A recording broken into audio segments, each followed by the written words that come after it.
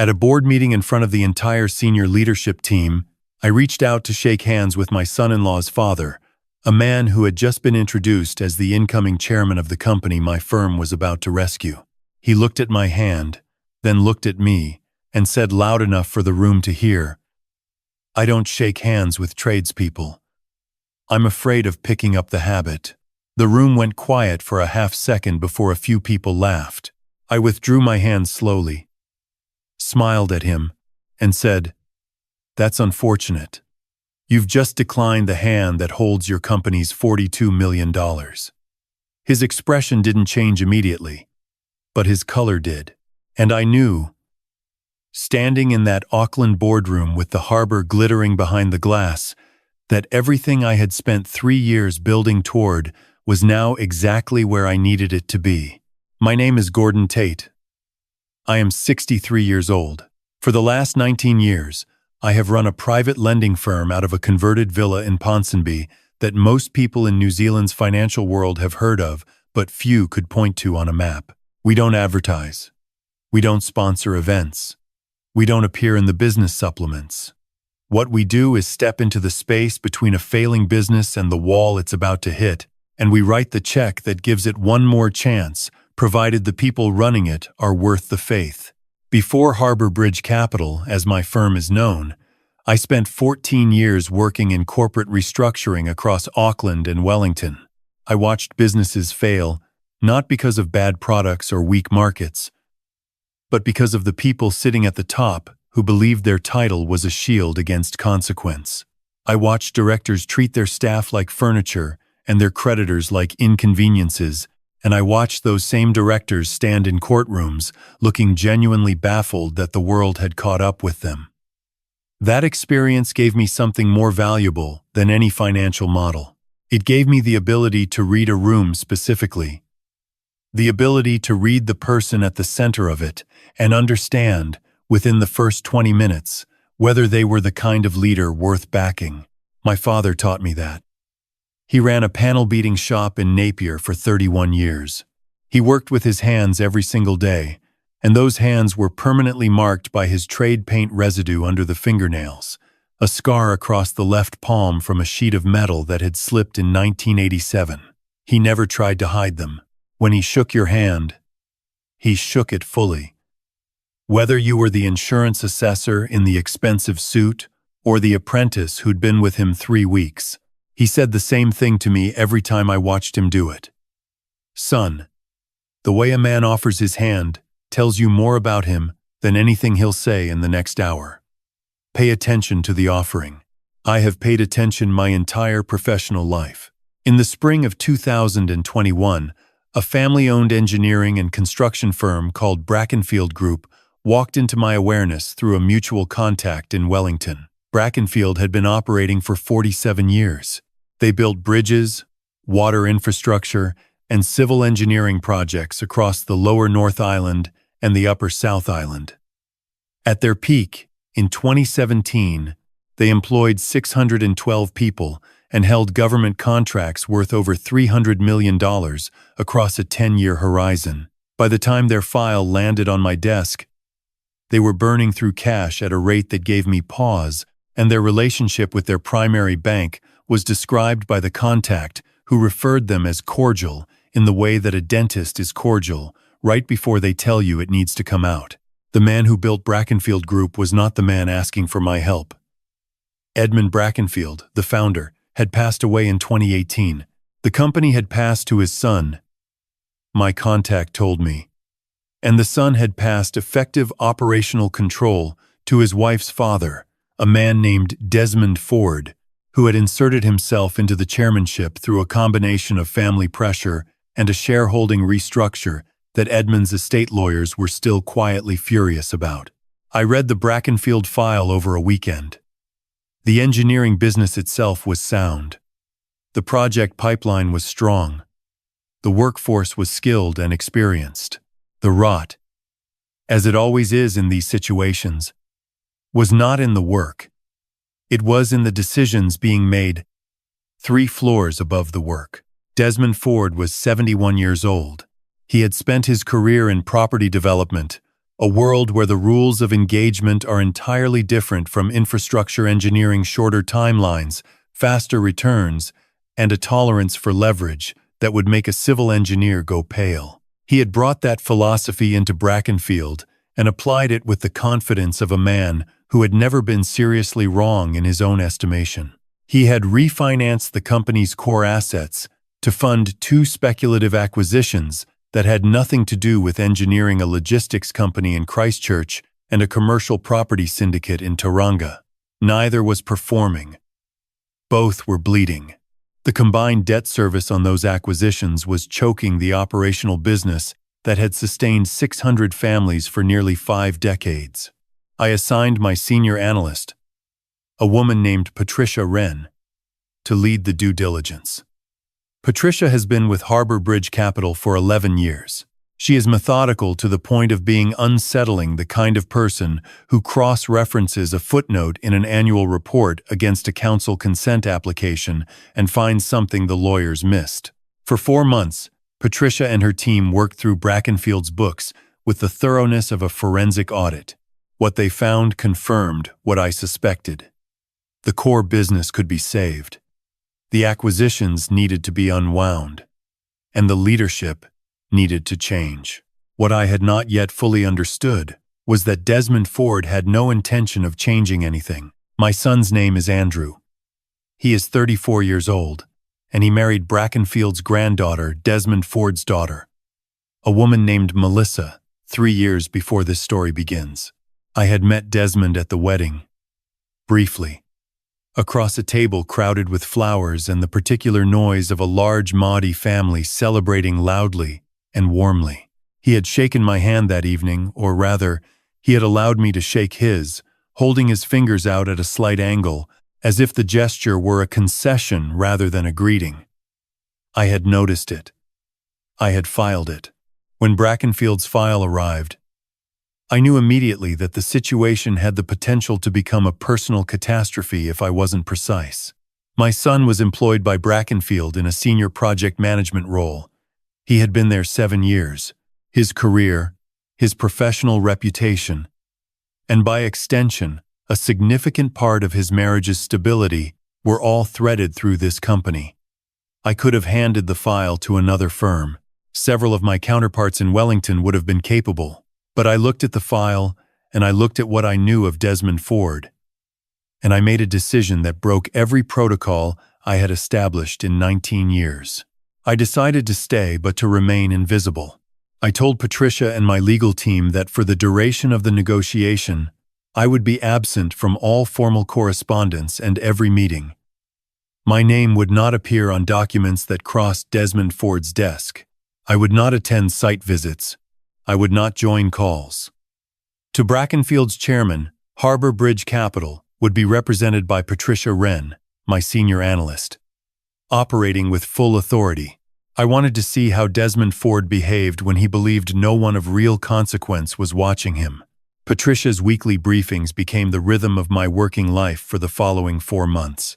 She would come to my office on Thursday evenings, and we would sit across from each other with the lights of the Waitemata Harbor below us, and she would describe what she had witnessed with the precise, undramatized language of someone who had learned to report facts rather than reactions. In the second month, she told me that Desmond had arrived 40 minutes late to a governance review session and offered no acknowledgement of it, not to her, not to his own board members, not to the project managers who had driven up from Palmerston North the evening before to attend. He walked in adjusting his jacket, sat down, and picked up the agenda as if the meeting had been waiting for the correct time to begin. In the third month, she told me he had referred to her team, during a break in a due diligence session, as the bean counters Patricia brings along, not to her face, to his own CFO, loudly enough for the room to hear, in the way of a man who has never learned to consider that the people he is talking about might be listening. In the fourth month, during a particularly difficult session about the Christchurch Logistics Company, Desmond had pushed back on Patricia's assessment of the acquisition's true liability. When she cited the specific figures from the management accounts his own team had provided, He leaned back in his chair, looked at the ceiling, and said, "I find it difficult to take financial advice from someone who has never actually built anything." Patricia told me this in the same flat, professional tone she used to describe everything else. I wrote it down in the journal I had been keeping since month 1. The conduct integrity clause in our standard commitment agreement had been something I rewrote completely after a failed deal in 2016. A hospitality group whose owner had managed to deceive 3 banks, 2 accounting firms, and my own team for 8 months before the truth surfaced. After that experience, I sat down and wrote a clause so specific and so clear that my solicitor asked me twice whether I understood what I was committing to. It stated that Harbor Bridge Capital reserved the right to withdraw the entirety of any capital commitment, without penalty and without right of appeal, if senior leadership engaged in documented conduct that materially damaged the reputational or relational standing of the firm or its principals during the negotiation period. The clause covered not just criminal behavior or fraud, but the demonstrable exercise of contempt toward the capital partner, regardless of whether that contempt was expressed in private or in public. When Desmond's lawyers reviewed the final commitment terms in August 2022, they flagged the clause as non-standard and requested softened language. Patricia relayed the message. I sent back a single instruction. The clause stays as written, or we withdraw tonight. Desmond signed the agreement at what Patricia described as a brief, distracted review.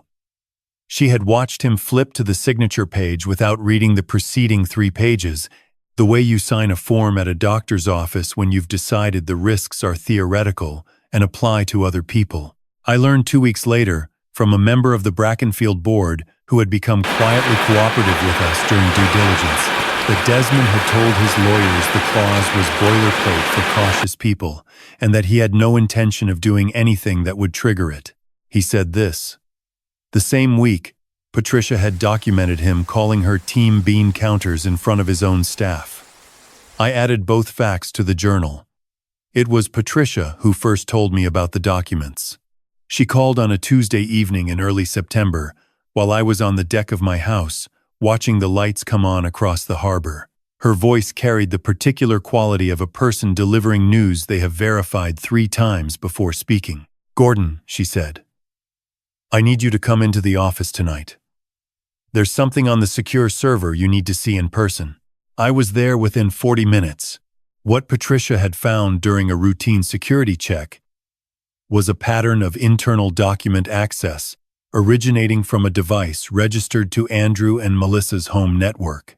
7 of Harbor Bridge Capital's internal briefing documents, our due diligence checklists, our negotiation position papers, and 2 internal assessments of Brackenfield's true liability exposure had been accessed and forwarded to an external address. The forwarding address was linked through 3 steps of digital tracing that Patricia had spent 2 days confirming to a private correspondence server maintained by Desmond Forde's personal office. I sat in Patricia's office for a very long time without speaking. My son had married into this family. His wife had grown up in Desmond Forde's house. She had been raised by a man who treated information as currency and loyalty as a tool. I could not yet know whether she had done this willingly, or whether her father had framed it to her as something ordinary, a small favor, a way of helping the family through a difficult period, something that wouldn't matter once the deal was signed and everyone was comfortable again. What I knew was that the documents she had forwarded gave Desmond a precise map of our negotiation positions. He knew our thresholds. He knew where we would walk away and where we would hold. He knew the specific conditions under which we would require governance changes and the timeline we considered non-negotiable. He had been sitting across from Patricia for 4 months with that information and using it to position himself while Patricia worked in good faith from a disadvantage she didn't know she had. I told Patricia to do nothing. I told her not to change the access permissions, not to alert the security team, and not to document the discovery in any way that would be visible outside the 2 of us. If Desmond believed the access was undetected, he would continue. I needed to see how far he intended to take it. The hardest thing in any investigation, Patricia told me once, is not the finding. It's the waiting after you found it. She was right. The weeks between that Tuesday and the formal commitment signing in late November were the longest of my professional life, not because of the business risk, but because every time my phone rang and I saw Andrew's name on the screen, I had to decide. Again, not to tell him what I knew. I made that decision for the same reason I had decided to stay in the process at the beginning. Andrew deserved to see the truth clearly, not through my interpretation of it, not across a dinner table where the setting might soften the edges. He deserved evidence that could not be argued with. The formal signing and announcement was scheduled for a Thursday morning in November 2022 at Brackenfield's Auckland office on Fanshawe Street. It was designed as a combined board session and staff briefing. Desmond would announce the capital partnership, introduce the incoming CEO, a turnaround specialist named Kevin Parada, who had spent 12 years rebuilding distressed infrastructure businesses across Australia and New Zealand, and signal the beginning of a new operational structure. The staff briefing would be live-streamed to all Brackenfield sites, including the teams in Palmerston North, Nelson, and Christchurch. I booked my flight to Auckland the night before. Before I confirmed the seat, I called Patricia. I need the full package ready, I told her. Everything from September. The access logs, the forwarding trail, the device registrations, all of it indexed and verified. I may need it at 90 seconds notice. It's been ready since October, she said. I've been keeping it updated. I was not surprised. I arrived at the Fanshawe Street building at 8:15 in the morning. The receptionist, a young man in his 20s who had the tightly wound energy of someone managing a situation above his experience level, greeted me with professional warmth and told me I was expected. He escorted me to the boardroom on the 3rd floor without asking me to sign in, which told me he had been briefed to expect a late-arriving support figure from the Capital Partners office, someone to be accommodated but not particularly noted. The boardroom was large and glass-fronted, overlooking the motorway and the harbor beyond. It smelled of fresh coffee and the particular tension of a room where important things are about to happen. 3 cameras were positioned on tripods at the back and sides of the room, their operator checking frame angles with quiet efficiency. A technician near the window was confirming the live stream link to the Palmerston North site. Desmond Forde was already at the head of the table, leaning toward 2 board members with the quiet intensity of a man delivering the final points of a pre-agreed narrative. He was wearing a charcoal suit of the kind that communicates money rather than function, the collar of his shirt precisely aligned, his silver hair immaculate. He looked exactly like the person who believed this morning was his coronation. Andrew was seated to the right of the table, 3 chairs down from Desmond. He had his notebook open and a pen in his hand, and he was reading something on a printed page with the furrowed concentration I had recognized since he was a teenager, trying to solve a problem he couldn't quite find the right entry point to. He hadn't looked up when I entered.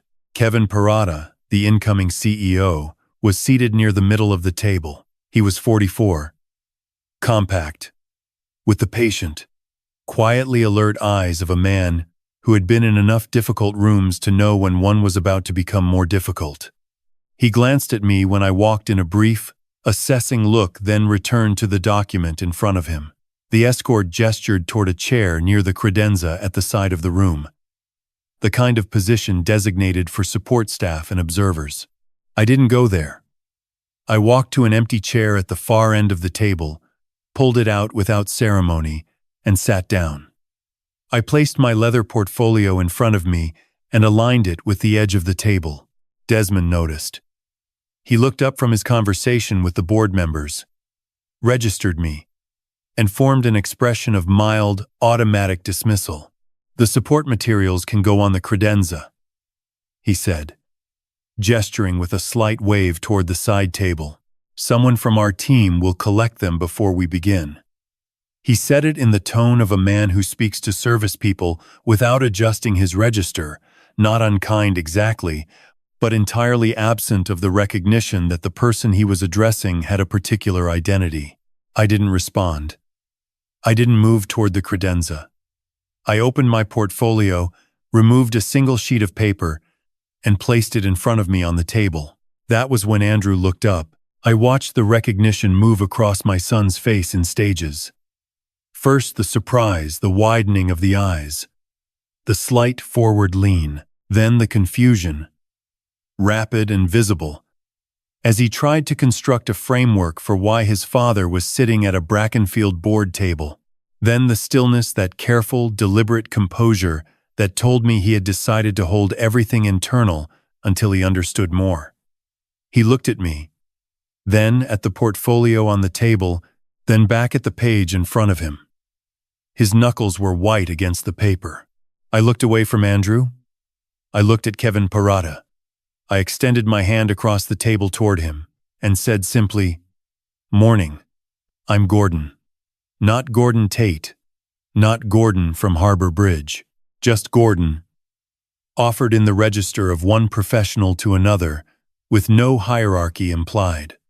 Kevin Parada looked at my hand for a fraction of a second, then shook it. "Kevin," he said.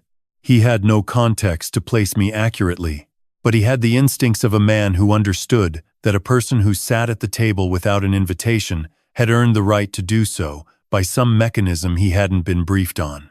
He turned back to his documents, but the gesture had shifted something in the room's attention. Desmond set down his coffee. He looked at me properly now, not the cursory registration of a support figure, but an actual assessment, the kind you perform when something in your environment has not behaved as expected. His gaze moved over my jacket, my hands, my face, in the sequence of a man trying to locate me in a hierarchy and finding that the categories he typically uses were not providing a clean answer. He straightened in his chair. He adjusted his jacket. He leaned forward slightly, and in the voice he used for situations that required correction, he said, "I don't shake hands with tradespeople. I'm afraid of picking up the habit." The room shifted. Not loudly, there was no gasp, no sharp intake of collective breath, but the temperature changed. Two board members exchanged a glance. The camera operator near the window went very still. Andrew stared at the table. I held my position for 4 full seconds. Then I lowered my hand on my own terms. I stood up. I picked up the sheet of paper from in front of me and walked the length of the table. I placed it in front of Desmond, not slid, but placed, deliberately, within his reach, and walked back to my chair. The paper contained a single paragraph. The Conduct Integrity Clause from the signed commitment agreement, printed in full, with today's date stamped at the top. Then I said, "Before this presentation continues, I think it's important that the room understands who is actually in it." Desmond turned from the screen slowly. "Board sessions are not open to commentary from support staff," he said, his baritone sharp. "If you have materials to submit, please leave them with the coordinator and they'll be processed after we conclude." I stood up from the corner chair. I didn't raise my voice. I have never needed to raise my voice in a boardroom, because I learned a long time ago that the quieter you are, the more completely a room listens. "My name is Gordon Tait," I said, directing my voice toward the cameras and the people they were streaming to. "I am the founder and managing director of Harbor Bridge Capital. I am the person whose commitment of $42 million is the reason everyone in this building has a job to come to this morning." I paused. I looked at Desmond. "And for the last 20 minutes, I have been sitting at your table, watching you define the word tradesperson for your live stream audience." What followed had the quality of a controlled detonation. Everything happening in a predetermined sequence, each element falling into its designated place with a precision that comes from months of preparation and a single morning of execution. Kevin Parada set down his pen. Patricia's counterpart at the table, our legal representative, a woman named Helen Chu, who had been sitting quietly 3 chairs from me, opened her folder to a pre-marked page and passed it to the board member on her left, without a word. Andrew looked up from the table for the first time in several minutes.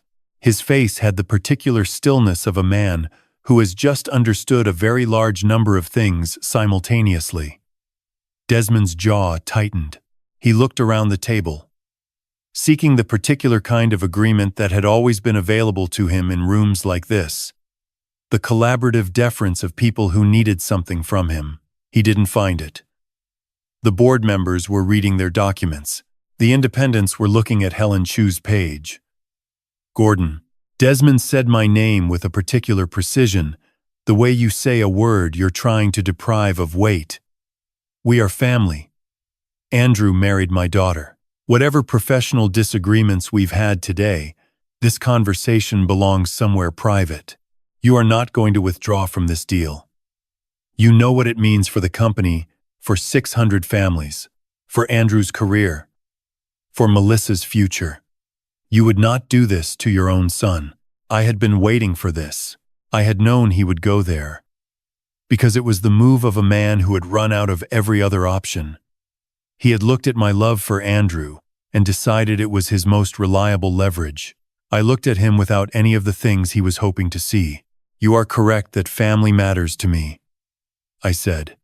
Which is precisely why what happens next will be done with complete precision and no shortcuts. I paused. Helen Chu stood and read the conduct integrity clause aloud. She did it in the flat, careful voice of a solicitor who understands that the words belong to the document and should not be filtered through her opinion of them. She read it once. She sat down. The room processed the language.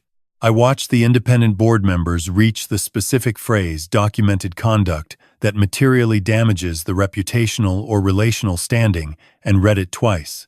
That is a standard protective clause, Desmond said.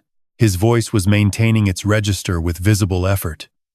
It exists for fraud, for criminal behavior. Not for a remark made before a meeting began. The meeting began when the live stream opened, said the board member to his left, looking at the camera operator. The cameras have been live since 8:58. Desmond looked at the cameras. He looked at the red tally lights. He looked at the faces of the people around the table, and he understood, in the particular cold way of a man who has spent a lifetime calculating advantage, that the calculation had gone wrong in a way that was not correctable from his current position. I left the room then. I walked out through the glass doors into the corridor, found a quiet alcove near the lifts with a view toward the harbor, and made 2 phone calls. The first was to Patricia. Execute the withdrawal, I said. Full 42 million. Trigger the clause. I want the formal notice in their solicitor's inbox within the hour. Already drafted, Patricia said. Sending now. The call was 55 seconds. The second call was longer because it was not about capital. It was about my son. Andrew found me in the alcove 12 minutes after I walked out. He had not been asked to leave the boardroom he had chosen to. He stood in the corridor looking at me with the expression of a man who has just watched the architecture of several years rearrange itself in under an hour, and who is not yet sure which parts are still standing. How long have you known? He asked. He meant about the firm, about me being the managing director, about the documents, about the firm's involvement from the beginning, I said, about the documents since September. He looked out toward the harbor. And you didn't tell me. No, because you love Melissa, and because I needed you to see the truth directly, not through anything I'd interpreted for you first. If I'd told you at the kitchen table in September, it would have been my version. Today, it was the evidence itself. He was quiet for a while. Below us, through the glass, the city was going about its morning without any awareness of what had just happened on the 3rd floor of the Fanshawe Street building. Did you know he'd say it? Andrew asked. What he said this morning. The tradesperson comment. I knew who he was, I said. I'd had 4 months of Patricia's reports telling me exactly who Desmond Forde is when he believes he's the most important person in the room. I didn't know which moment he'd choose, or which word he'd use, but I knew the contempt was there. It was always going to surface. I simply ensured there were cameras running when it did. Andrew nodded slowly. He looked at his hands. Grandad used to say something about handshakes. He said the offering tells you more than the words, I said. He said it to me when I was about 9, at his shop in Napier. A customer had come in and refused to shake his hand because of the grease. Dad didn't get angry. He just looked at me afterward and said, "That man just told us his price." Andrew was quiet for another moment. Then he said something that I had not expected and that I will not forget. When you walked into that room this morning, and he waved you toward the side table, and you just kept walking and sat down at the table, I didn't understand what was happening, but I want you to know that watching you do that was one of the most important things I've ever seen. I didn't have a prepared response for that. So, I said nothing for a moment, and let it land in the space between us, the way it deserved to. What followed over the next 72 hours was the kind of administrative and legal process that strips away all the drama and replaces it with paperwork. Desmond attempted to contest the withdrawal on the grounds that the clause was unconscionable and that my undisclosed connection to Andrew constituted a conflict of interest that rendered the entire agreement voidable. His solicitors filed the claim on Friday afternoon. By Saturday morning, Patricia had located a series of internal communications on Brackenfield's corporate server, Desmond's own server, accessed under the standard acceptable use provisions that every director had signed, showing that he had known about my connection to Andrew since the second month of due diligence. A private investigator's report, commissioned by Desmond in June and stored on the corporate system, named me specifically as Andrew's father and as Harbor Bridge Capital's managing director. He had known. He had simply concluded that my love for my son was sufficient leverage to ensure I would never actually trigger the withdrawal clause, regardless of what he did. He had treated Andrew as a guarantee. He had looked at my son and decided he was the mechanism that would keep me compliant. When Patricia put that report in front of me, I sat with it for a long time. Not because it surprised me I had suspected it during the 4th month of due diligence when Desmond's responses to Patricia began to carry a particular quality of confidence that didn't match his actual negotiating position, but because it confirmed something I had known in my bones since that wedding reception 3 years earlier, when he had held his fingers out at a slight angle and allowed me to complete a handshake he had never intended to mean anything. The lawsuit lasted 60 hours. When our solicitors presented Desmond's legal team with the private investigator's report, his own document, from his own server, demonstrating that he had entered the agreement in full knowledge of my identity and with a pre-planned strategy to use my son as leverage, the claim dissolved. There was nothing to argue. He had pre-calculated the conflict he was now claiming, made the agreement void. The bad faith was documented in his own words. Desmond Forde resigned as chairman of Brackenfield Group on the 28th of November, 2022. The announcement was a single paragraph. Kevin Parada was confirmed as CEO 2 weeks later, and Harbor Bridge Capital re-entered the process with a restructured commitment under new governance terms. The logistics company in Christchurch was wound down cleanly. The Tauranga property syndicate was sold. Brackenfield's core engineering business, the part that employed 600 people and built things that lasted, was protected. Melissa and Andrew went to couples counseling beginning in early December. I did not insert myself into that process. I gave them what I could and I stayed at the edge, which is where a parent belongs when their child is doing the harder work of deciding who they are going to be. 3 weeks after Desmond resigned, Melissa came to my house alone. She sat across from me in my living room with the composed, careful manner of a woman who had rehearsed how she was going to begin and then decided, somewhere between the car park and the front door, to abandon the rehearsal. She told me that her father had approached her in July 2022, in the early weeks of Patricia's due diligence. He had told her that the capital firm Patricia represented was conducting an unusually aggressive review and that he needed to understand their methodology. He asked her to access the Harbor Bridge document server through the shared network access Andrew had been given for home office working during the restructuring period. He told her it was standard practice in competitive capital negotiations.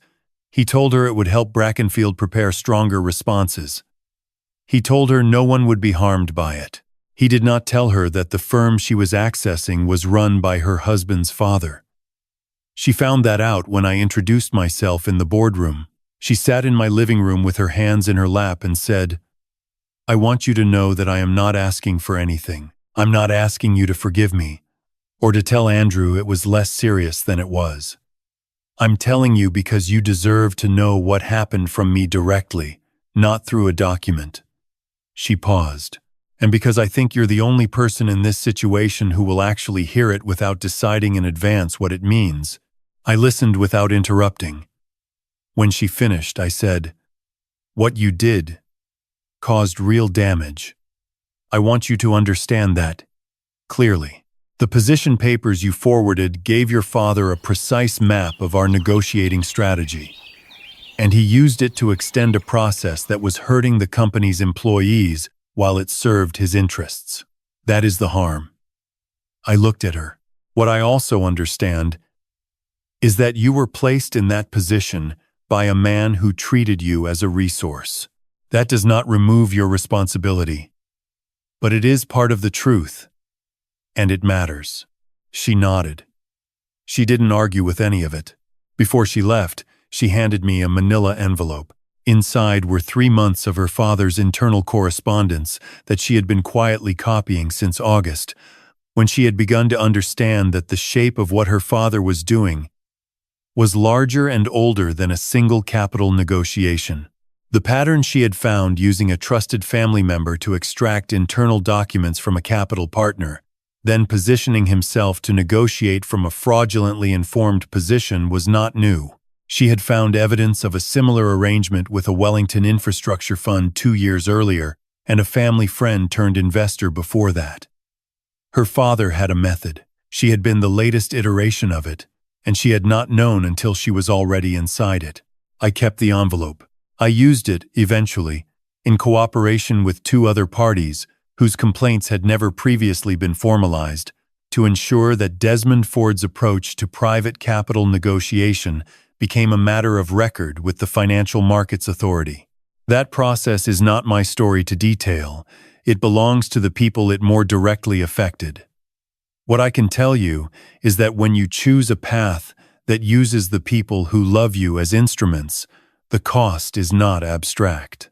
It does not stay in the boardroom.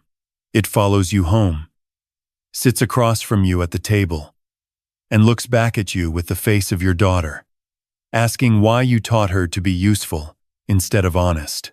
A business reporter asked me, about a month after the story became public, whether I had any regret about the way the morning in the boardroom had unfolded, whether I could have handled it more quietly, whether the public nature of the withdrawal had been necessary or theatrical.